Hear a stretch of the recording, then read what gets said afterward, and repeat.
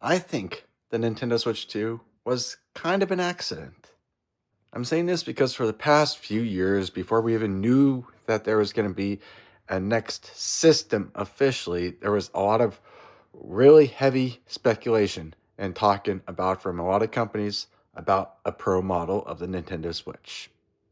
And a lot more people going about talking about, oh, they're going to be announcing the Switch Pro soon, or the just higher powered Nintendo Switch that they're going to release it at this time, an announcement, and this is the release date and all this stuff. And a lot of this stuff seemed very likely at the time, but we didn't know one thing probably very specifically. And that one very specific thing is the fact that they couldn't get these new pro level games to run on the original system. Nintendo probably had a lot of developers trying to figure out how to make it work, how to make a pro model essentially of their product.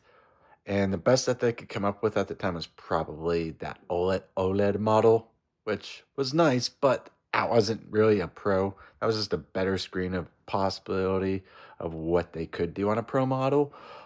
But even that was like, what was that, almost 4 years ago now? At that point, Nintendo probably realized that the system that they wanted to try to develop wasn't going to work the way that they wanted to, and that it was going to have to be a new model of the Switch.